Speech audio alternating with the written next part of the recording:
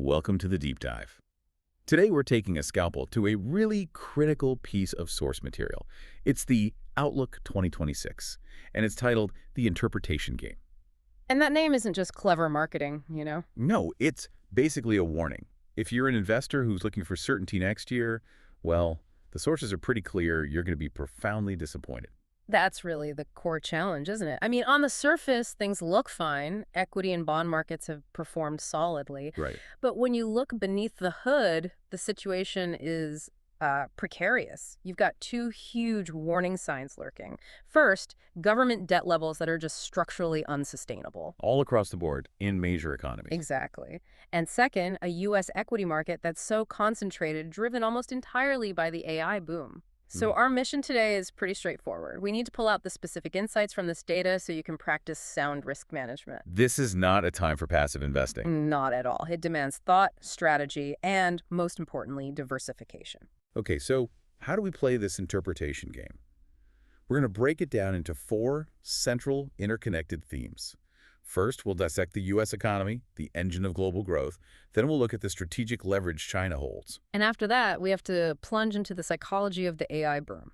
Is it a boom or is it, a bubble? And finally, we'll get into what the sources are calling the Electrotech revolution, which is this huge structural force that's reshaping everything.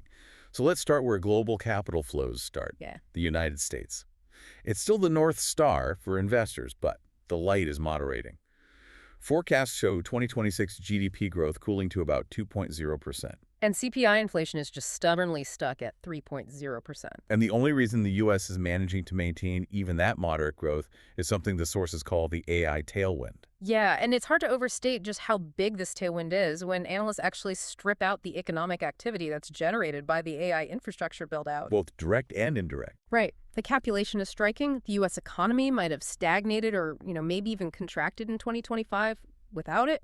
AI is masking some serious structural weaknesses right now. And one of those weaknesses is that economic split, the famous K-shaped economy. Yeah. What does that actually look like on the ground for 2026? Well, it looks like a two-tiered society that just can't last.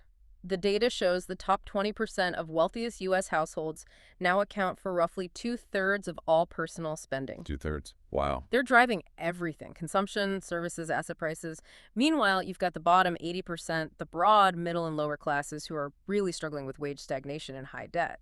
For the economy to really thrive, that lower leg of the K has to lift, but there's no real relief in sight. Which makes the Fed's job infinitely harder, especially with inflation being so sticky at 3.0%. What are the specific things holding CPI up? It can't just be demand from the top 20%. You're right, it's not. There are structural supply-side issues. The sources point to three main factors. First, tariffs are finally being passed on to consumers. Companies can't absorb those costs forever. Exactly. Second, the labor supply is a real challenge. The tightening of immigration policies means sectors like agriculture, construction, they're facing persistent wage pressures. And that feeds right into services inflation. And the third factor is the most surprising one because it ties right back to AI. The boom is actually fueling inflation itself. Through energy costs? Precisely. Electricity prices. Now, electricity is a pretty small part of the CPI basket, about 2.6%. But it's an input for everything. It's a critical input for everything: manufacturing, logistics, and of course, data centers. The sheer relentless demand from AI hyperscalers is pushing wholesale electricity prices up, and businesses have no choice but to pass that cost on. So monetary policy is just full of uncertainty. The sources are tentatively penciling in, a couple of interest rate cuts in 2026? Couple, yeah, but the waters are extremely murky. You've got political interference, a new Fed chair coming in May. But here's the most critical fiscal detail, the one that really dominates the U.S. outlook. Nearly one-third of all U.S. national debt is due to be refinanced in 2026. That detail is the elephant in the room for global bond markets.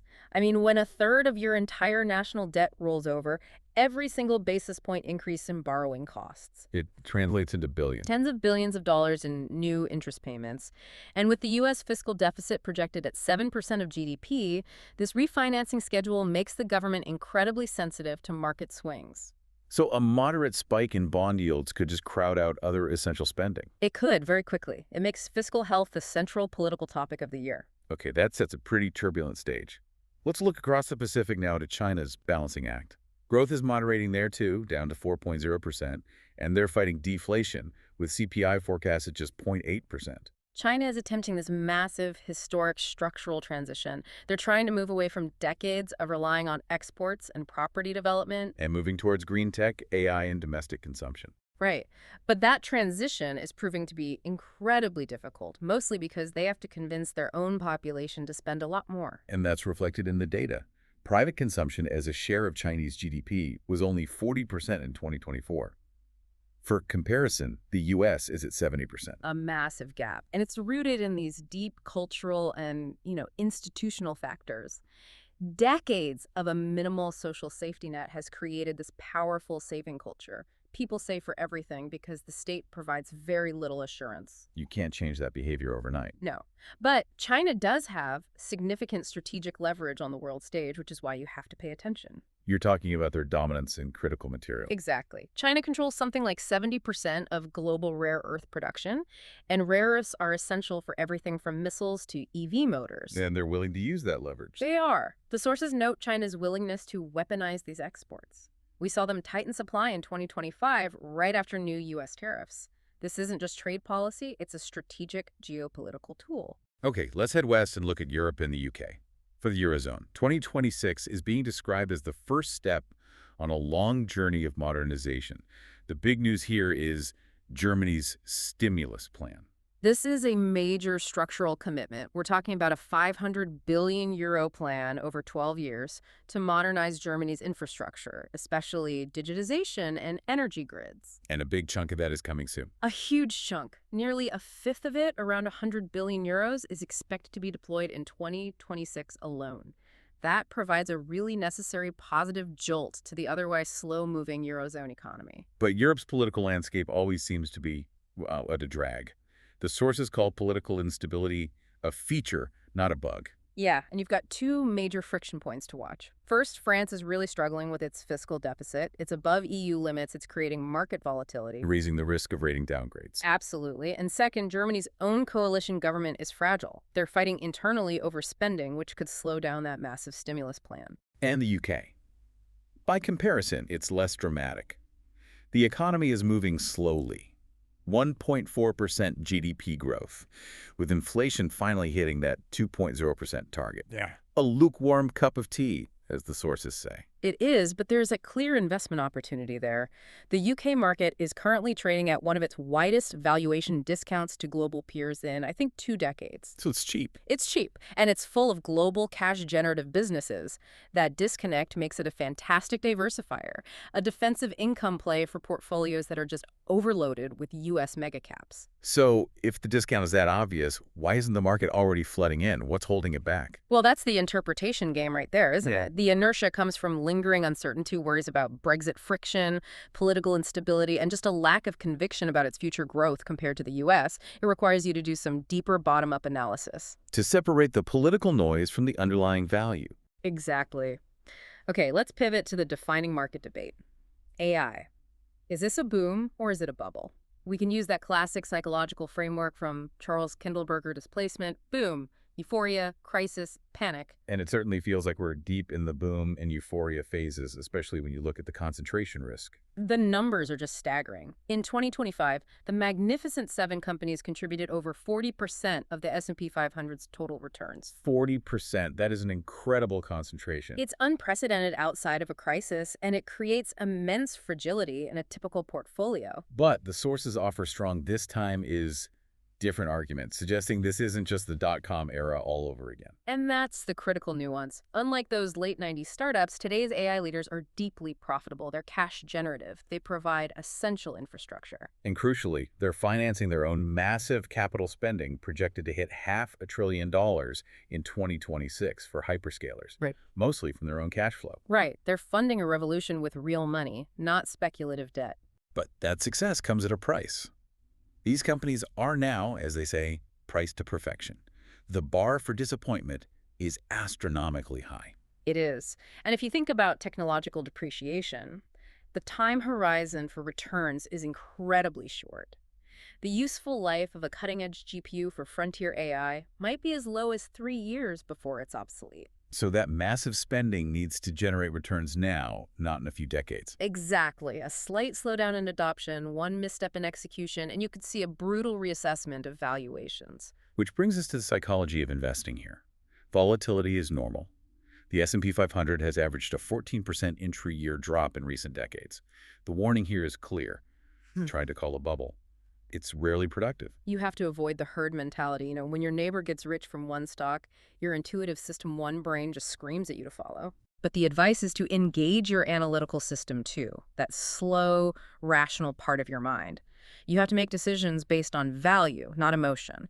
And you have to accept that AI can be revolutionary and create value, but that doesn't mean all AI companies will be good investments. Selectivity and discipline. They're the only defense against euphoria. Okay, let's talk about a powerful structural force that ties all of this together. The AI boom, the geopolitics, and that's Electrotech. This is this shift towards massive electrification, what the sources call limitless electrons. Electrotech is basically the convergence of digitization, smart grids, and renewable energy. And the economics behind it are they're too powerful to ignore. It's about efficiency. It's pure physics. Electrons are roughly 3 times more effective than fossil fuels at converting energy to usable work, and solar costs just keep plummeting. They drop 16 to 18% for every doubling of global deployment. It's a deflationary, efficiency-driven trend. And the demand drivers are huge, especially from digitization.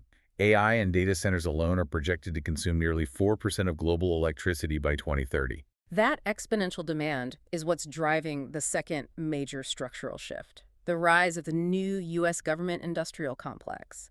Some call it techno-nationalism. It's a strategic effort to reshape supply chains away from China. And to de-risk industries that are critical to national security and technological superiority. And the government isn't just offering tax breaks. They're taking direct equity stakes. They're becoming active players. It's a decisive move. The sources cite 2 big examples. First, the government took a 15% equity stake in MP Materials, the only U.S. rare earth miner at scale. Okay. Second, they converted CHIPS Act grants into a direct 10% equity stake in Intel, the only U.S. firm that can do high-end domestic chip fabrication.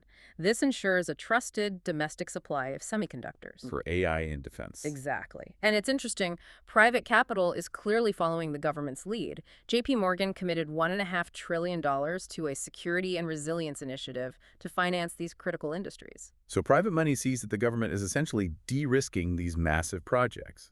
That's right. And that rare earth situation provides a fantastic framework for you to evaluate other potential beneficiaries. If the government is worried about securing supply for AI and defense, where's the next logical bottleneck? Energy. It points directly to sectors like advanced nuclear technology. That's really the only reliable way to power these massive new data centers without relying on intermittent sources. The alignment between national security and energy demand is now absolute. Let's shift our focus to asset classes for 2026.